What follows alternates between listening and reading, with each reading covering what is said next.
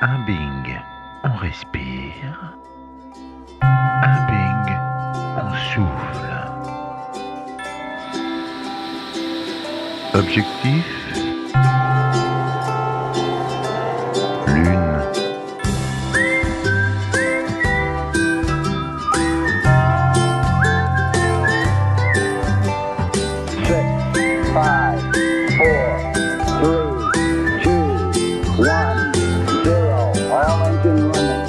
Objectif lune.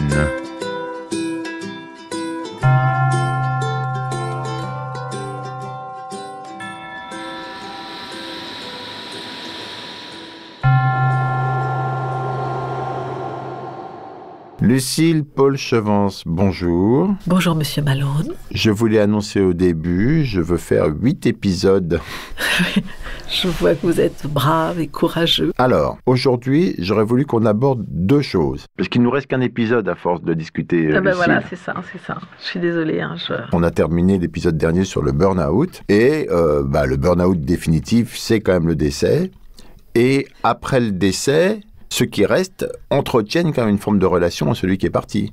Oui. Alors, comment on peut gérer ça correctement ? Alors, le deuil, c'est un sujet qui me touche particulièrement parce que je l'ai vécu au sein de ma famille. J'ai perdu un frère et j'ai vu mes parents ne pas faire le deuil. Ils ont aujourd'hui 80 ans et ils continuent à ne pas faire le deuil de leur fils. Et c'est un choix que je respecte aujourd'hui. Mais comme je l'ai subi pendant de très nombreuses années, ce choix que eux faisaient, du coup, je me suis énormément penchée sur le sujet du deuil. D'autant plus que dès que j'ai été moi-même impactée par le deuil, dans ma vie personnelle, que j'ai perdu des amis proches, j'ai été incapable de le gérer. Et avant, le deuil était encadré, on va dire, était accompagné par des rites, par la société, et c'est quelque chose qu'on a complètement perdu. En plus, moi, j'ai des parents qui sont athées, donc du coup, il y a encore moins de rites, évidemment. Et même si la mort de mon frère n'était pas un sujet tabou, mes parents en parlaient, de mon frère, très très volontiers, j'avais aucune idée de savoir comment on faisait le deuil. Mais qu'est-ce que ça veut dire, faire le deuil ? Faire le deuil, c'est tout simplement qu'il y a des étapes dans le deuil.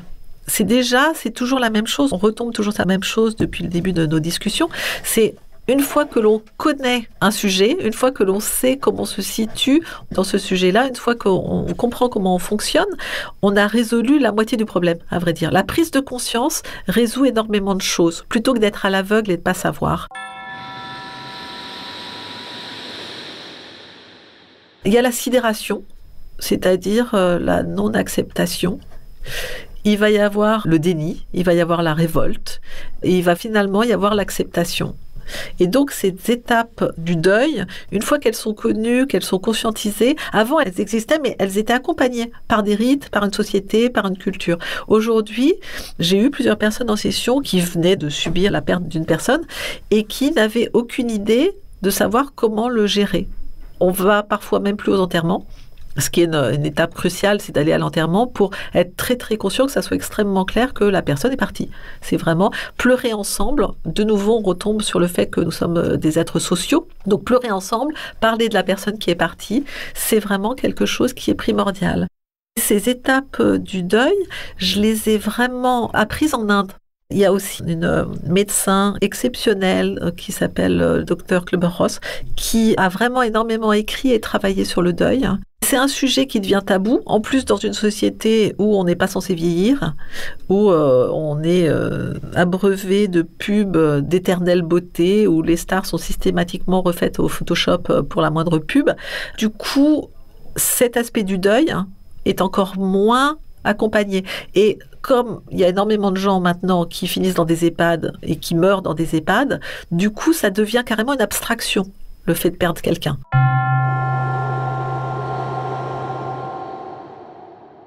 Quand vous parlez des étapes du deuil, c'est pour les gens qui souffrent de ça, c'est-à-dire qu'il y a des gens... Tout le monde va souffrir du deuil. Si on a perdu quelqu'un de proche, on est dans une étape du deuil, de manque. Alors ça peut être justement l'étape de sidération, l'étape de déni. Il y a aussi l'étape de marchandage. Le marchandage, c'est vraiment quelque chose d'assez irrationnel, où on est en négociation avec la vie. Quand on a perdu quelqu'un particulièrement brutalement, c'est « et si j'avais appelé plus tôt ? Et si j'avais fait ça ?» Ce qui sert absolument à rien, vu que la personne est déjà partie. Mais on peut avoir cette étape-là, qui s'appelle le marchandage, donc dans le deuil. Et donc, le fait de savoir, d'être en conscience de toutes ces étapes-là, on peut soi-même accompagner son deuil. Et j'ai entendu dernièrement quelqu'un qui disait « Je maintiens la douleur d'avoir perdu mon père parce que c'est une preuve d'amour ». Mon approche consiste à dire qu'on peut très bien accepter de garder l'amour de l'autre en laissant partir la souffrance. Souffrir parce que quelqu'un est parti n'est pas forcément pour moi une preuve d'amour. Et c'est quelque chose qui est communément admis. C'est-à-dire que si on souffre énormément, c'est une vraie preuve d'amour.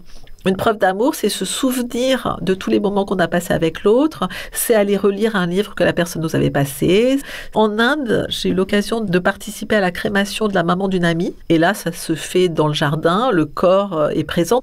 J'avais évidemment du chagrin et en même temps, j'observais comment ils fonctionnaient avec cette histoire de deuil. C'est-à-dire qu'ils étaient tous ensemble, ils ont fait cette cérémonie de crémation, on a mangé ensemble, on a passé du temps ensemble. Une semaine plus tard, ils refaisaient une cérémonie qui est l'occasion de nouveau d'aller parler de la personne que l'on a perdue, de partager.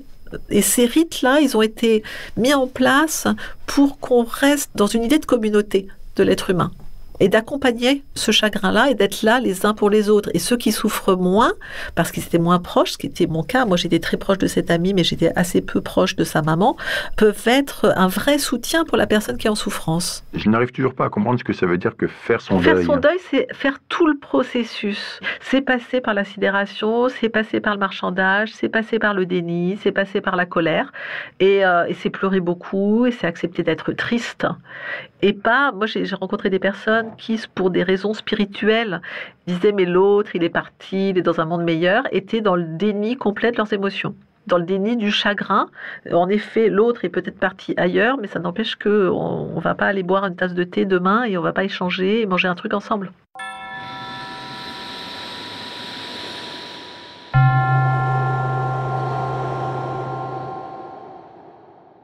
Lucille, vous êtes coach. Dans cet épisode particulièrement rigolo, mais c'est magnifique de savoir faire son deuil. On parle de la mort et de faire son deuil. Oui. Vous nous avez expliqué la sidération, le déni, le marchandage, la révolte, l'acceptation. Comment peut-on aider les gens qui nous écoutent à passer ces étapes? Qu'est-ce qu'ils peuvent faire pratiquement? La première chose, c'est vraiment d'être consciente du processus, savoir qu'on ne pourra pas compter, si en plus si on est athée, sur une religion, et même maintenant la religion, ça va être on va enterrer la personne et puis après on n'en parlera plus. Donc aller faire une cérémonie tous les ans au moment de l'anniversaire du décès d'une personne, il faut faire ça. Si on n'a pas fait le deuil, en effet, ça peut être extrêmement salvateur. Alors comment on sait qu'on a fait le deuil? Quand on est en paix. Quand on n'y pense pas, par exemple, c'est qu'on est en paix? Potentiellement, oui. Non, c'est pour comprendre. Oui, bien sûr. Les cérémonies, on peut les inventer. Ça peut être d'aller faire un petit panier avec des fleurs et puis de laisser partir au fil de l'eau. C'est tout simple. Et de laisser partir en même temps les émotions de détresse ou de chagrin ou de colère ou de révolte liées au décès de quelqu'un que l'on a aimé. Donc, soit on en parle, soit on met des paniers de fleurs sur l'eau, façon Moïse, et on les laisse partir, et voilà, et là, on a fait son deuil. Le panier de fleurs, c'est comme on a envie, mais on peut très bien aller manger quelque chose qu'on avait l'habitude de manger avec cette personne-là. Ça revient à faire revivre des moments qu'on a eus avec cette personne? Exactement. Ça aide à revisiter émotionnellement la relation, c'est-à-dire, ça aide à revivre et à laisser s'exprimer les émotions. Mais ça peut rendre encore plus triste. Pas du tout, parce que les émotions, une fois qu'elles sont vécues, à part si on a décidé de tourner en boucle dedans, à partir du moment où les émotions sont vécues et entendues, il y a un moment où ça s'apaise. Le fait de savoir où on en est, c'est quelque chose d'aidant. C'est-à-dire que si on sait qu'on est dans l'étape du déni, eh ben, on va pas vivre du tout la même chose que si on sait qu'on est dans l'étape de la colère et de la révolte. Et on peut très bien, si on est en colère et en révolte, plutôt que de le nier, on peut très bien aller courir dans les bois, faire un match de boxe, aller s'entraîner sur un punching ball pendant 1 heure pour aller exprimer et ressortir la colère. Plutôt que de la subir, en fin de compte. Mais de passer en conscience des émotions, c'est vraiment quelque chose qui permet de résoudre énormément de choses. Il faut bien savoir qu'on a à peu près 90% d'inconscient et 10% de conscient. Alors on a 90% d'inconscient, 10% de conscient. Il y a 90% des choses qui passent par le corps et pas par les mots. Donc 90, c'est un peu le... C'est un peu le mot-clé. Moralité, si on veut synthétiser, les 3/4 du temps, on ne sait pas ce qu'on fait, on ne sait pas pourquoi on le fait, on ne sait pas ce qu'on veut, et on ne sait pas pourquoi on le veut. C'est pas aidant quand même.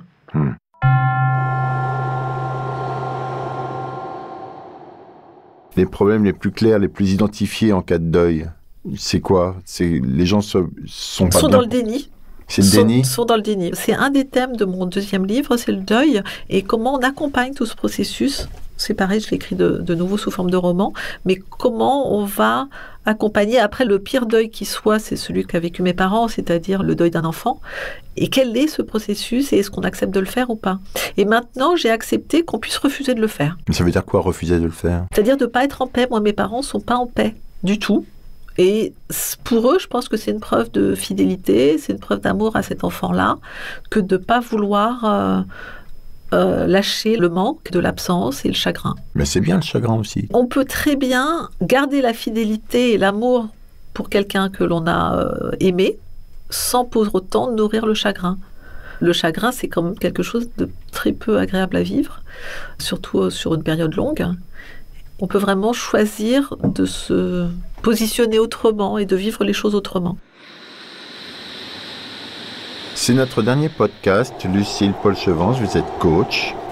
Et là, je voudrais qu'on parle de l'objectif ultime, de l'objectif Lune. Allons-y, avec plaisir.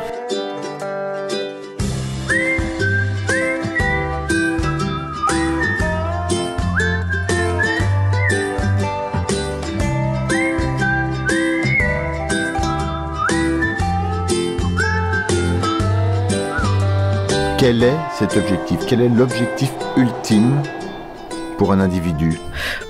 Être heureux. Je crois qu'il n'y a pas d'objectif plus grand et plus important que d'être heureux et de se réaliser dans ce que l'on fait.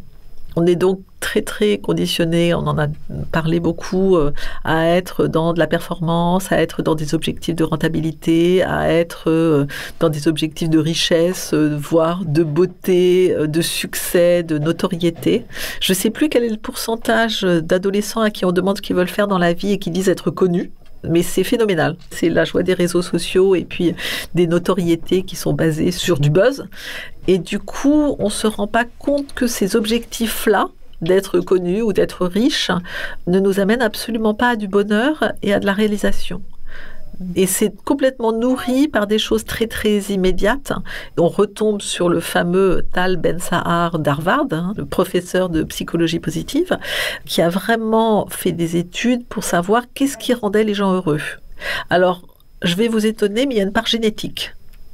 C'est-à-dire qu'on est génétiquement programmé pour être plus ou moins heureux. Alors c'est totalement scandaleux et révoltant, je suis d'accord avec ça. Ça veut dire quoi? Ça veut dire qu'on est plus ou moins insensible ou... Non, ça veut dire que de même qu'on va être programmé génétiquement pour avoir les yeux de telle couleur ou pour avoir plutôt du diabète, on a de même une programmation génétique sur le bonheur. C'est des études qui ont été faites sur des vrais jumeaux adoptés et séparés à la naissance.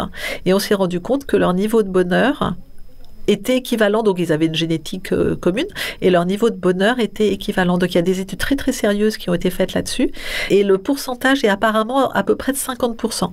On a 50% de marge de manœuvre. On va discuter un petit peu sur les techniques pour pouvoir les améliorer. Ça semble en même temps très très peu, et en même temps ça peut sembler beaucoup. Si vous êtes en difficulté financière et que je vous dis que vous pouvez augmenter vos revenus de 50%, c'est énorme. D'accord ?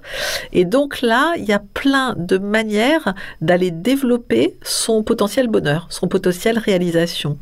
Entre autres, il y a une rééducation de son comportement, de son cerveau. Alors, il y a plein de petits outils tout simples qui ont l'air absolument anodins comme ça. Un des outils, c'est d'avoir ce qui s'appelle un cahier de gratitude. On en a déjà parlé de ça, je crois, non ? Ah non. Non ? C'est pas là où je dois marquer tous les trucs qui sont bien ? Oui, c'est ça. Mais un cahier de gratitude, c'est quelque chose qu'on va mettre sur sa table de nuit et sur lequel on va marquer tous les soirs 5 choses sur lesquelles on peut se réjouir. Ça a l'air d'être un gadget et d'être un petit truc. Et en fin de compte, c'est extrêmement efficace parce qu'on va rééduquer son cerveau pour apprendre à voir le verre à moitié plein plutôt qu'à moitié vide.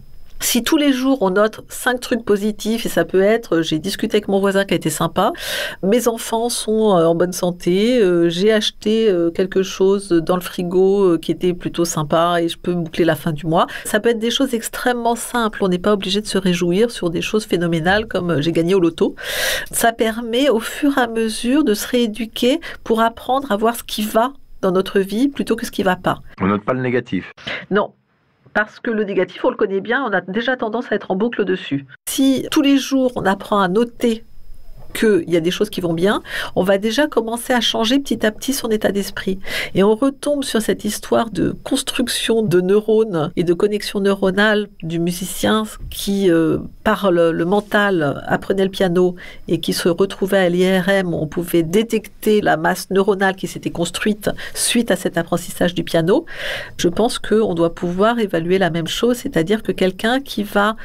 On sait par exemple que les personnes qui méditent régulièrement ont certaines zones du cerveau qui sont plus développées que d'autres. Donc ce sont des personnes qui relativisent plus facilement, qui prennent plus de distance, qui ont tendance à avoir un niveau de bonheur plus important que les autres. Et ça se rééduque. Voilà. Améliorer son niveau de bonheur, c'est prendre de nouvelles habitudes. Ça va être le petit cahier de gratitude le soir, ça va être de pratiquer la communication non violente, ça va être de faire de la cohérence cardiaque si nécessaire, ça va être, d'identifier déjà qu'est-ce qui vous rend plus heureux. Est-ce que c'est de manger sain? Est-ce que c'est de faire du sport? Est-ce que c'est de passer du temps avec des amis? Est-ce que c'est de prendre des cours d'œnologie ou de jardinage? De manière à pouvoir nourrir ça. On a tendance à croire que le bonheur va venir de l'extérieur par une opération de magie. Voilà, on a gagné au loto et on est heureux. Les études qui ont été faites pour évaluer le niveau de bonheur des personnes qui ont gagné au loto, on s'est rendu compte que 2 ans après avoir gagné au loto, elles ont exactement le même niveau de bonheur. Elles ont plus de moyens, mais elles ont le même niveau de bonheur. Mais comment on évalue un niveau de bonheur? Ça me paraît juste invraisemblable, quoi.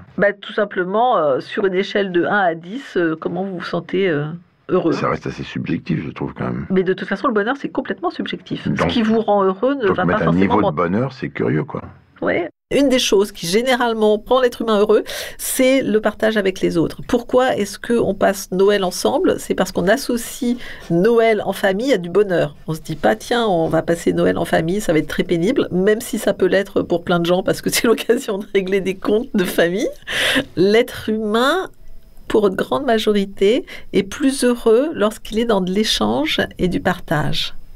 Et j'ai le plaisir, moi, ces 10 dernières années, d'avoir un panel socio-professionnel très très large, qui va des infirmières de néonat, en passant par des sportifs, des musiciens, et des gens qui sont multimillionnaires, multimilliardaires, donc illimités dans leurs financiers.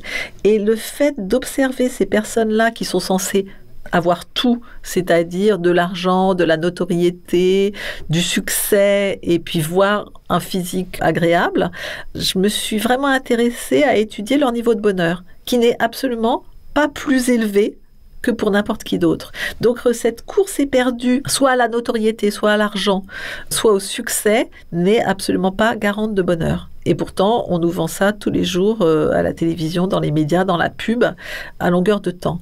Donc là, si je vous pose la question, vous, quels sont les moments dans lesquels vous vous sentez le plus heureux? Ça va être quoi? À moi, vous me posez la question? Oui, à vous. Bah oui, c'est vous qui êtes en face de moi. Donc, quand je suis tranquille. Voilà, la tranquillité. J'ai mis un mot ce matin, ma femme me dit vivement ce soir sur le canapé.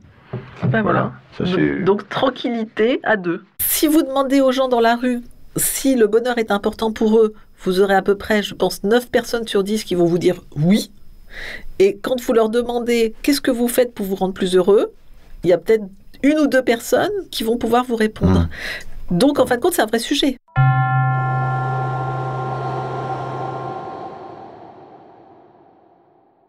On n'est jamais autant heureux que quand on partage et qu'on est en relation empathique avec l'autre. Toutes les personnes que j'ai vues qui étaient dissociées des autres sont dans un manque affectif, sont dans une difficulté. Et j'ai vu des centaines de personnes ces dernières années. Et ma propre approche m'amène à dire que peu importe le niveau socio-professionnel, peu importe le financier, peu importe, les personnes qui vont bien sont des personnes qui sont entourées. et qui ont des relations aux autres empathiques. Et l'avantage du coaching, c'est qu'il n'y a pas de faux semblants. Les personnes viennent vraiment comme elles sont, parce qu'on ne ment pas à son coach, autrement ça n'a pas de sens. Donc je peux évaluer réellement leur niveau de satisfaction, de bonheur, de réalisation ou de frustration. Donc l'objectif l'une, ça serait d'être heureux, certainement, mais surtout de rendre les autres heureux. Exactement, de partager. Je n'ai jamais vu quelqu'un dissocié des autres être profondément heureux. Lucille Paul Chevance, vous êtes coach. Oui. Finalement, votre boulot, c'est de rendre les gens heureux. C'est pas de les rendre heureux, c'est de leur donner les outils pour qu'ils puissent construire leur propre réalisation. Oui, mais au bout du bout, ils sont heureux. Ah, je leur souhaite. Et vous êtes heureuse, en fait? Moi, j'y travaille beaucoup. Non, mais est-ce que vous avez réussi? C'est fini? Vous êtes heureuse, là, par exemple? Alors, ce qu'il faut savoir, c'est que le bonheur, c'est pas quelque chose de constant. Ah merde! Eh ben oui. C'est par petits bouts? C'est par moments. Bah, c'est la vie, donc. C'est la vie. Mais à part qu'on peut avoir des moments de plein bonheur et de plénitude, et moi, j'ai identifié ce qui me rendait heureuse. Je suis quand même très déçu. En fait, on n'est pas heureux une fois pour toutes. Eh ben non, pas de bol. Mais parce que ça n'existe pas, ça. Et que l'être humain, il fluctue. Donc on est heureux quoi? On se réveille le matin, on est de bonne humeur, ça c'est être heureux par exemple? On peut, ça peut. Ça peut être une preuve de bonheur. Quand on étudie la psychologie positive, on ne s'efforce pas d'être heureux tout le temps. Parce que ce qui permet aussi de se rendre compte qu'on est heureux, c'est le contraste avec des moments où on l'est moins bien. On découvre, après 8 épisodes, qu'en fait il s'agit de la vie de tous les jours. Hein. Vous vous réveillez, oh le café est bon, je suis content, prenez un coup de pied au cul, vous n'êtes pas content, vous montez dans le métro, vous n'êtes pas content, vous voyez un coup de pied.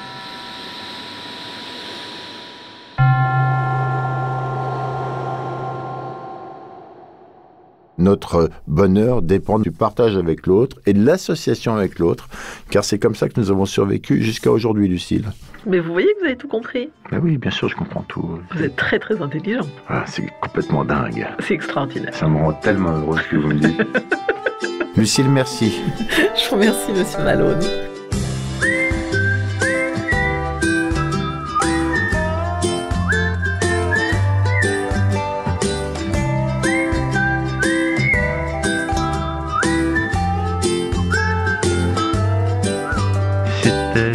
Objectif Lune, un podcast du Poste Général.